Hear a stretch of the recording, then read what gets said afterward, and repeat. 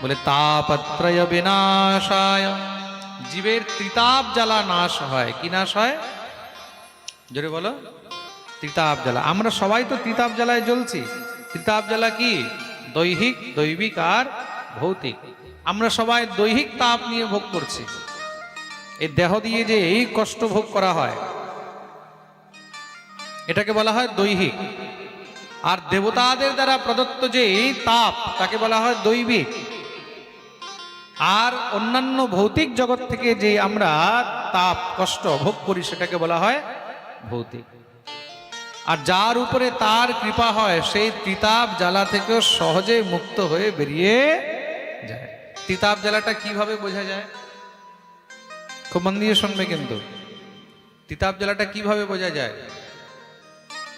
বলে তুমি বসে আছো, নিচে আগুন ধরে আছে, জ্বালা হচ্ছে তো, হ্যাঁ? থাকতে পারবে? তুমি কি করলে? আগুন থেকে বাঁচার জন্য তাড়াতাড়ি করে তার উপরে একটা কড়াই রেখে দিলে। এবার তুমি কড়াইয়ের উপরে উঠে বসে গেছো, আগুনটা তো আর গায়ে লাগছে না। বসে থাকতে পারবে এবার? হ্যাঁ? আগুন থেকে বাঁচার জন্য তুমি তার উপরে কড়াই রেখে দিলে, তুমি কড়াইয়ের উপরে বসে আছো, ভাবছো আমি বেঁচে যাব। এক জ্বালা থেকে বাঁচলে আরেক জ্বালায় ঢুকে গেলে। এবার তুমি ভাবলে যে এখন কি করবো, আর তো কোনো উপায় নেই, বলে তাড়াতাড়ি তার উপরে এবার বালু ঢেলে দাও। দুই জ্বালা থেকে বাঁচার জন্য তুমি বালি ঢেলে দিলে। এবার থাকতে পারবে? তুমি এখনো থাকতে পারবে না। এটা হলো ত্রিতাপ জ্বালা। মানুষ কি করছে? মানুষ এই ত্রিতাপ জ্বালার মধ্যে জ্বলছে। আর যেরকম তার মধ্যে খই ভাজা হয় না, খই যেরকম লাফায়, তদ্রূপ জীব এই ত্রিতাপ জ্বালায় শুধু লাফালাফি করছে। এই কষ্ট, এই কষ্ট, এই আসলো, এই হলো, ছেলের এই হলো, মেয়ের এই হলো, স্ত্রীর এই হলো, স্বামীর এই হলো, হ্যাঁ, বিজনেসে এই হলো, অমুকে এই হলো, সেই হলো। দিন রাত আমরা শুধু এই জ্বালা নিয়েই পড়ে আছি। জ্বালা আমাদের কখনো শেষ, এই জ্বালা জীবনে শেষ হবেও না। আরেকটা জিনিস মনে রাখবে, একটা জ্বালা শেষ হবে, আরেকটা জ্বালা শুরু হয়ে যাবে। আমরা ভাবি বোধহয় একটা ঝঞ্ঝট শেষ হলো, বেঁচে গেলাম। আর যখনই শেষ হবে দেখবে আরো 4টা ঝঞ্ঝট শুরু হয়ে গেছে। প্রেম সে বলো।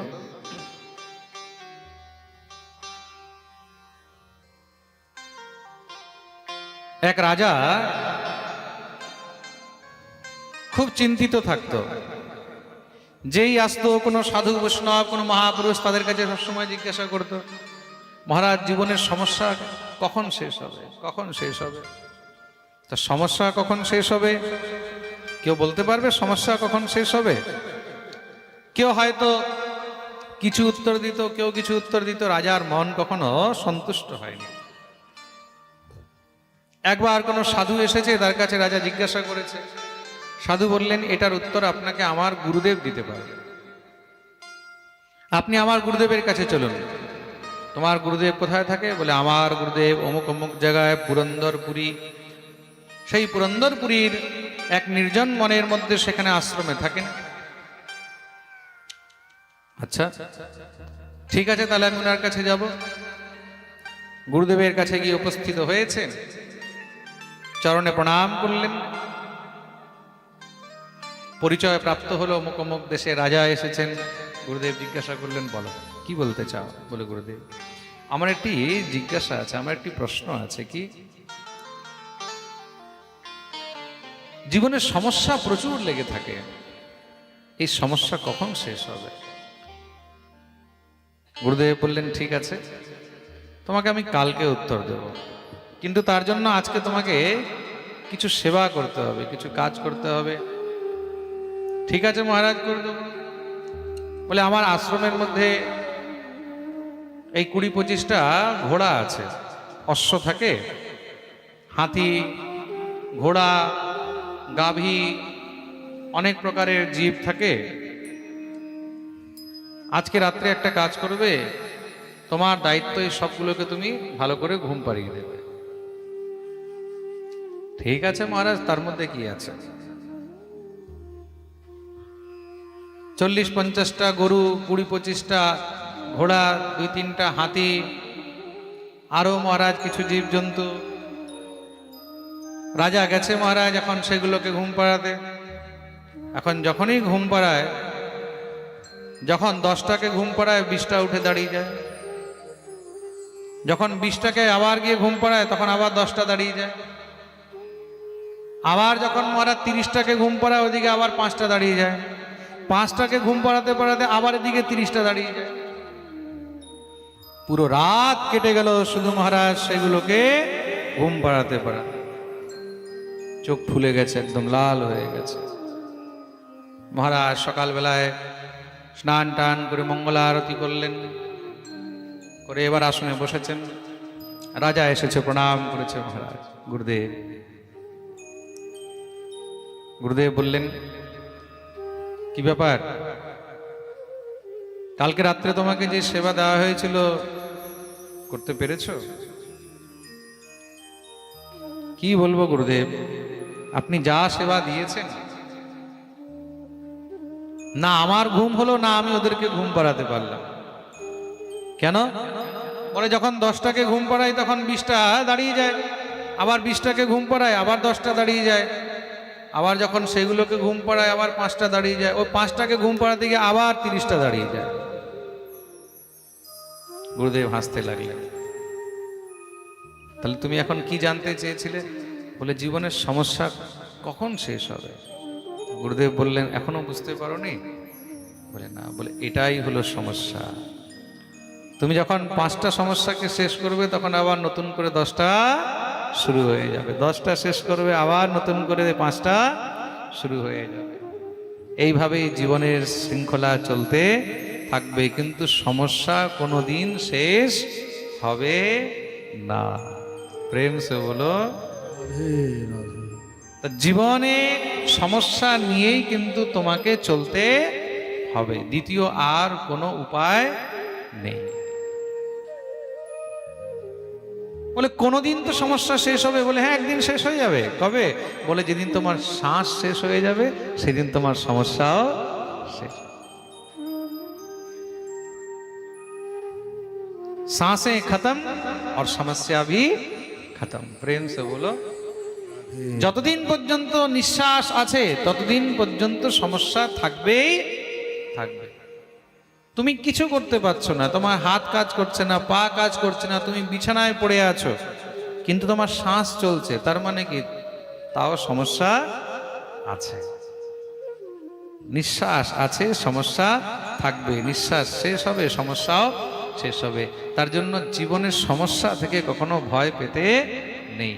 তাহলে সমস্যা থেকে পার কি করে হব? বলে হ্যাঁ, এইটা হলো ঠিক জায়গায়, এটা হলো ঠিক প্রশ্ন। সমস্যা থেকে পার কি করে হবে? বলে সমস্যা থেকে পার শুধু একটি উপায় দ্বারা হতে পারো। কি? বলে একজনই তোমাকে পার করতে পারে। কে? শ্রীকৃষ্ণায় বয়ং নমঃ। তিনি হলেন স্বয়ং ভগবান শ্রীকৃষ্ণ। একমাত্র গোবিন্দ তোমাকে এই সমস্যা থেকে পার করতে পারে, দ্বিতীয় অন্য কেউ তোমাকে পার করতে পারবে না। তার জন্য তার চরণাশ্রয় নিয়ে থাকো। তাহলে কি শ্রীকৃষ্ণই সর্বদা সমর্থবান? বলে কৃষ্ণের সঙ্গে আরেকটি শব্দ যুক্ত রয়েছে। কি? তার নাম হলো শ্রী। একা কৃষ্ণ নয়, তাহলে কি? শ্রীকৃষ্ণ। শ্রী মানে কে? শ্রী মানে শ্রীমতী রাধা রানী। গোবিন্দ আমাদের সর্বশক্তিমান, পাওয়ারফুল, কিন্তু কখন? গোবিন্দের শক্তি যখন সঙ্গে আছে, আর শক্তি হলেন শ্রী রাধা রানী। রাধা ছাড়া গোবিন্দ আধা। তার জন্য আমাদের ব্রজবাসীরা বলে না, বিনা রাধে কৃষ্ণ आधे, इसलिए प्रेम से बोलो राधे राधे। काली घटा किस काम की, जहाँ प्रेम का पानी न हो। शोभा नहीं घनश्याम की, जहाँ राधिका रानी न हो। राधा रानी छाड़ा गोविंदेर कोनो शोभा नहीं। राधा आछे बोले गोविंदेर शोभा आछे। प्रेम से बोलो राधे राधे। आहा, তার জন্য মনে রাখবে আমাদের এখানে রাধা কৃষ্ণের সেবা। আমাদের এখানে কার সেবা? রাধা কৃষ্ণের যুগল সেবা। খুব মন দিয়ে শুনবে কিন্তু। তা আমরা এমন যুগল স্বরূপের দিব্য বন্দনা করি, অনুপম মাধুরী জোড়ি হামারে শ্যাম শ্যামা কি। আহা, এমন জড়ি এই সংসারে দ্বিতীয় আর কার নেই, যেটা আমাদের শ্যাম আর শ্যামা। শ্রী রাধা কৃষ্ণায় বয়ম নমঃ। তা শ্রী রাধা গোবিন্দের শ্রীচরণে বন্দন করে আমরা ঠাকুরের চরণে প্রণতি জানাই। মঙ্গলাচরণে দ্বিতীয় শ্লোকে এখানে ভগবানের বন্দন করা হলো কার? শ্রী শুকদেব প্রভু। ইয়ং প্রব্রজন্তমনুপেতমপেতকৃত্যং দ্বৈপায়নো বিরহ কাতরাজুহাব পুত্রেতি তন্ময়তয়া করবোভিনেদু স্তম সর্বভূত হৃদয়ম মুনিমানতোস্মি। শ্রী সুখদেব প্রভুকে বন্দন করলেন। তৃতীয় শ্লোকে ভাগবতের সূত্রপাত, নৈমিষে সুতমাসীনম অভিবাদ্য মহামতিম তথামৃতরসাস্বাদ কুশলঃ শৌনকো ব্রবীৎ। এক সময়ের কথা, নৈমিষারণ্য তীর্থের মধ্যে ৮৮,০০০ ঋষি সেখানে একত্র হয়েছেন। কিসের জন্য? সৎসঙ্গের জন্য। কিসের জন্য? জোরে বলো। সৎসঙ্গের জন্য। আমরা এখানে কত আছি? আজকে হয়তো আমরা এখানে ১,৫০০ আছি, কাল হয়তো আরো বাড়বে, পরশু আরো বাড়বে। কিন্তু সেখানে কত ছিল? ৮৮,০০০। কত ছিল? আর তারা সেখানে কিসের জন্য বসেছেন? সৎসঙ্গের জন্য। আর সৎসঙ্গ শোনাবে কে? তার জন্য তারা বিচার করলেন, তাদের মধ্যে সুমধুর বক্তা রয়েছেন। মহর্ষি বেদব্যাসের শিষ্য, নাম হলো শ্রী সুতজি মহারাজ। শ্রী সুতজি মহারাজকে নিয়ে উঁচু আসনে বসালেন আর হাত জোড় করে প্রার্থনা করেছেন। অজ্ঞান অধ্বান্ত বিধ্বংস কোটি সূর্য সমপ্রভ সুতাখ্যাহি কথা সারম মম কর্ণরসায়ন। হে সুতজি মহারাজ, আমরা সবাই আপনার শ্রীচরণে উপস্থিত হয়েছি। এই সংসারের যেটা শ্রেষ্ঠ কথা, যার উপরে আর কোনো কথা নেই, আমরা এমন কথা শুনতে চাই। শ্রেয়সাম যদ ভবেৎ শ্রেয়ঃ পাবনানাম চ পাবনম। যেই কথা শ্রবণ করে আমাদের মধ্যে কৃষ্ণ ভক্তি নয়, আমরা যেন স্বয়ং শ্রীকৃষ্ণকে সহজে পেতে পারি। ভগবানকে কি করে পাওয়া যায়, আমরা সেই রাস্তা জানতে চাই।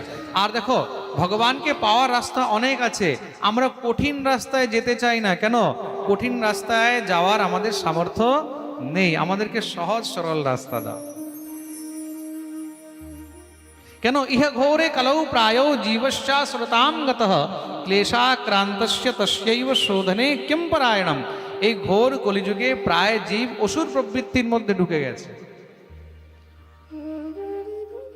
আমাদের মধ্যে আসরিক প্রবৃত্তি অনেক বেড়ে গেছে, সৎ প্রবৃত্তি অত সহজে কিন্তু আমাদের মধ্যে আসে না। ১০০ দিন পর্যন্ত কাউকে ভালো কথা শেখাও, একদিন একটুখানি খারাপ হলেই মহারাজ সঙ্গে সঙ্গে দেখবে মন ভালোটাকে ছেড়ে খারাপের দিকে সঙ্গে সঙ্গে ছুটে যাবে। কেন? আমাদের প্রবৃত্তি আসরিক হয়ে রয়েছে। তার থেকে মুক্তি কি করে হবে? সে সহজ উপায় আমাদেরকে বলুন। শ্রী সত্যজি মহারাজ বললেন, আমি তো অনেক ছোট, আপনার তো সব বড় বড় ঋষি মুনিগণ, আমি সাধারণ একজন ছোট্ট শূদ্র, আমি আপনাদেরকে কি করে এই জ্ঞানের কথা শোনাতে পারি? ঋষিরা খুব সুন্দর উত্তর দিলেন, দেখো, এই সংসারে বড় কে হয়? আপনাকে বড় বলে বড় সেই নয়, লোকে যাকে বড় বলে বড় সেই হয়। প্রেম সে বলো।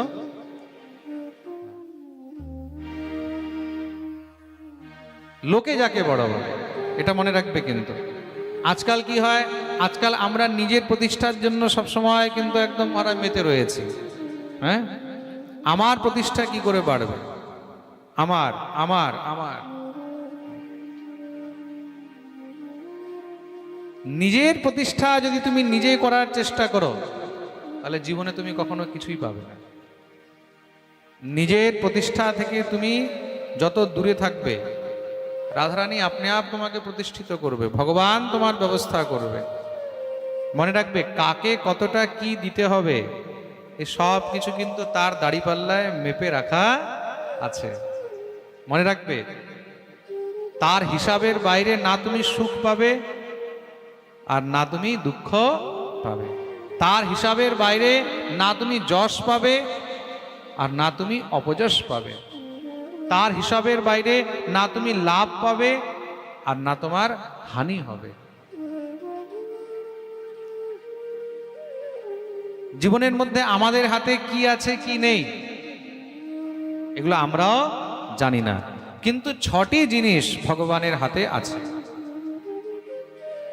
খুব মন দিয়ে শুনবে, আমাদের জীবনের 6টি জিনিস নির্ধারিত ভগবানের হাতে আছে, যেগুলো আমাদের হাতে নেই। এই 6টি জিনিস খুব মন দিয়ে শুনবে। কি কি জানো কি? হ্যাঁ, বলবো বলবো কি? জানতে চাও? তাহলে প্রেম সে বলো, জোর সে বলো, আরো জোরে, আরো জোরে। যারা লাইভ শুনছে সবাই দুনো হাত তুলে জয় জয় শ্রী রাধে। 6টি জিনিস আমাদের হাতে নেই, এই 6টি জিনিস শুধু ভগবানের হাতে আছে। কি কি? হানি, লাভ, জীবন, মরণ, যশ, অপযশ। এই 6টি জিনিস হলো তার হাতে। सुनहु भरत भावी प्रबल, बिलख कह्यो मुनिनाथ, हानि लाभ जीवन मरण, যশ অপযশ বিধি হাত। এই 6টি জিনিস আমাদের হাতে নেই। আমাদের জীবনে কতটা হানি হবে এটা আমাদের হাতে নেই, লস আমাদের হাতে নেই। লাভ কতটা হবে আমাদের হাতে নেই। জীবন, আমাদের জন্ম কিভাবে হবে, কোথায় হবে, এটা আমাদের হাতে নেই। মৃত্যু আমাদের কিভাবে হবে, কোথায় হবে, এটাও আমাদের হাতে নেই। আমাদের যশ কিভাবে হবে, কতটা হবে, এটাও আমাদের হাতে নেই। আর আমাদের অপযশ কিভাবে হবে আর কতটা হবে, এটাও আমাদের হাতে। প্রেম সে বলো, এই 6টি জিনিস বিধাতার হাতে, বিধিহার।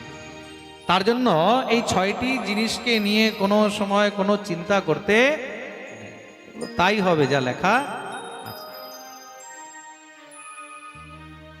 আমরা তবুও তো চিন্তা করছি তো, আমরা তবুও সবসময় এগুলো নিয়েই চিন্তা করছি। এগুলো তার হাতে ছেড়ে দেওয়া উচিত। তা সহজভাবে আমরা ভগবানকে কি করে পেতে পারি? শ্রী সতজি মহারাজের কাছে প্রার্থনা করলেন। শ্রী সতজি মহারাজ হাত জোড় করে বলেছেন, আমি ছোট, তো বড় কে হয়? বড় কাকে বলে? ধন বৃদ্ধা, বল বৃদ্ধা, আয়ুর বৃদ্ধস্তথৈব চ, তে সর্বে জ্ঞান বৃদ্ধস্য কিঙ্করা শিষ্য কিঙ্করা। মানুষ বড় কিভাবে হয়? পয়সা থাকলে কি বড় হয়? মানুষ বলছে পয়সা আছে, পয়সা থাকলে কি বড় হয়? হ্যাঁ, পয়সা থাকলে বড় হয় না। পয়সাওয়ালাকেও তো হাত জোড় করতে হয়, করতে হয় কিনা কারোর না কারোর সামনে। বল বৃদ্ধা, কার কাছে বল আছে তাহলে কি সে বড় হবে? না না না। বয়স বড় হলে বড় বলে না, তাহলে আসল বড় কে? বলে তে সর্বে জ্ঞান বৃদ্ধশ্চ, যার মধ্যে জ্ঞান রয়েছে সেই হলো সব থেকে বড়। জ্ঞানীর কখনো জাতি দেখতে নেই, জ্ঞানীর বয়স দেখতে নেই। যার কাছে জ্ঞান আছে সেই জ্ঞানটাকে যত পারবে ততটা গ্রহণ করে। জ্ঞান যদি চণ্ডালের কাছেও পাওয়া যায় তবুও তার কাছে জ্ঞান গ্রহণ করে নেওয়া উচিত।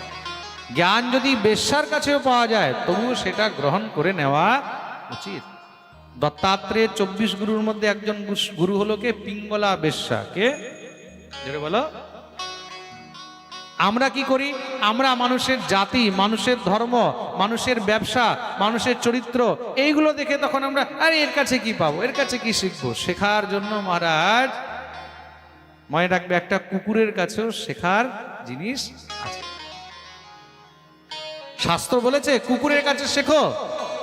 কুকুরের কাছে শেখা উচিত। কি শেখা উচিত জানো? হ্যাঁ, কুকুরের কাছে কি শেখা উচিত? শাস্ত্রের মধ্যে লেখা রয়েছে কাক চেষ্টা বকো ধ্যানম। কাকের কাছেও শেখা যায়। কার কাছে? পাখির মধ্যে সব থেকে নিকৃষ্ট হলো কাক। পক্ষীর মধ্যে সব থেকে নিকৃষ্ট পক্ষী কাকে বলা হয়েছে? কাক। কাক কি না খায়? কাক কি না খায়? সব থেকে বেশি ছল, সব থেকে বেশি চাতুরি যদি কার মধ্যে রয়েছে, কাকের মধ্যে রয়েছে। কার মধ্যে রয়েছে? যার খাবে তার মাথার মধ্যেই ঠোকর মেরে চলে যাবে। এটা হলো কাক। কিন্তু সেই কাকের কাছেও শিক্ষা নেওয়ার জিনিস আছে। বক, বকের কাছেও শিক্ষা নেওয়ার জিনিস আছে। বক কি? বক হলো মহা ধোঁকাবাজ। বক থেকে বড় ধোঁকাবাজ আর কেউ নেই। দেখতে দেখবে বককে খুব সুন্দর দেখা যায়। বক দেখতে কত সুন্দর না, এত সাদা ধবধবে। দেখবে বককে দেখে মনে হবে কত শান্ত, কত সাধু। কিন্তু বক কি করছে? একদম মহারাজ এক নির্দিষ্ট ভাবে তাকিয়ে রয়েছে কিসের দিকে? জলের মধ্যে। যখনই মাছ পাবে সঙ্গে সঙ্গে খপ করে তুলে খেয়ে নেয়। তাই তো? তা এমন বকের কাছেও শিক্ষণীয় আছে, কুকুরের কাছেও শিক্ষণীয় আছে। কুকুরকে বলা হয় বান্তাসী। কি বলা হয়? বান্তাসী। যেটা খায় সেটাকে আবার বমি করে, খাবারটাকে বমি করে, আর বমি করে আবার সেটাকে খায়। কুকুর করে তো, কত নোংরা, কিন্তু তার কাছেও শেখা যায়। এবার কি শেখা উচিত এটা জানো? কাক চেষ্টা বকো ধ্যানম শ্বান নিদ্রা তথৈব চ অল্পাহারী গৃহত্যাগী বিদ্যার্থী পঞ্চলক্ষণম। সাধককে, বিদ্যার্থীকে কাকের থেকে শেখা উচিত কি? চেষ্টা। কাক থেকে কি শিখবে? জোরে বলো। চেষ্টা। কাক একবার যেটাকে লক্ষ্য করবে, যে এটাকে পাবো, এটাকে নিতে হবে, সেটাকে যেইভাবেই হোক গ্রহণ করবেই করবে, সেটাকে পেয়েই ছাড়বে। তা কাকের কাছে শেখো কি শিখবে? চেষ্টা। আপনারা হয়তো পড়েছেন হবে, বইয়ের মধ্যে একটা চ্যাপ্টার ছিল থার্স্টি ক্রো, প্যাসা কৌয়া, পিপাসিত কাক। একটা কলসির মধ্যে জল ছিল, জল অল্প ছিল, কাকটা পিপাসিত ছিল, জল খাওয়ার চেষ্টা করছে, জল খেতে পারছে না। এবার কি করছে? আস্তে আস্তে একটা করে পাথর, ছোট ছোট পাথর তুলে তুলে ওটার মধ্যে ফেলছে। ফেলতে ফেলতে ফেলতে ফেলতে জলটা উপরে উঠে গেছে। উঠেছে তো? আর জল যখন উপরে উঠেছে, পরিশ্রম করেছে, পরিশ্রম করে গেছে, যতক্ষণ জলটা পায়নি ততক্ষণ পর্যন্ত পাথরের টুকরো ফেলেছে। ফেলতে ফেলতে জল উপরে আসলো, জল পান করে তৃপ্ত হলো। তদ্রূপ জীবনে যদি কিছু পেতে চাও তাহলে তোমাকে কাকের মতন চেষ্টা রাখতে হবে। বকের কাছেও শেখার জিনিস আছে কি? ধ্যান। আমরা বলি আমাদের ধ্যান হচ্ছে না, আমাদের ধ্যান লাগছে না, আমাদের মন বসছে না। ভজন করছি, জপে বসছি, ঠাকুরের সেবা করছি, মন বসছে না। কেন? বলে এই দিক দিয়ে নাতি চেঁচাচ্ছে, এদিক দিয়ে বৌমা চেঁচাচ্ছে, এদিক দিয়ে স্বামী চেঁচাচ্ছে, এদিক দিয়ে বউ চেঁচাচ্ছে, এদিক দিয়ে ও এইসব কথা বলছে। আমি তিলক করছি, তিলক করতেও আমাকে লজ্জা লাগছে। কেন? অমুকে এই কথা বলছে। আমি গলায় তুলসীর মালা পড়ছি, অমুকে এই কথা বলছে। 10 জনার কথা শুনে আমাদের মন চঞ্চল হয়ে যাচ্ছে। কিন্তু বকের সামনে তুমি যতই কিছু কথা বলো না, তার মন চঞ্চল হয় না। বক দেখবে যখন জলের মধ্যে বসে থাকে, আশেপাশে কি হচ্ছে ওইসব দিয়ে ওর কোনো লেনা দেনা নেই। সে শুধু জলের দিকে একদম এক নির্দিষ্ট তাকিয়ে রয়েছে। তার ধ্যান কোথায়? সেই মৎস্যের উপরে। কখন মৎস্য উপরের দিকে ভেসে আসবে, আর যখনই ভেসে আসবে সঙ্গে সঙ্গে খপ করে ধরে ফেলবে। তদ্রূপ সাধককে, তদ্রূপ বিদ্যার্থীকে, তদ্রূপ জীবকে বকের মতন ধ্যান রাখা উচিত। বক থেকে কি শিখবে? ধ্যান। আশেপাশে তোমার কি হচ্ছে, কি ঘটনা হলো, কি ঘটে গেল, এসব দেখে লাভ নেই। তোমাকে নিজের লক্ষ্যের দিকে এক চোখে তাকিয়ে থাকতে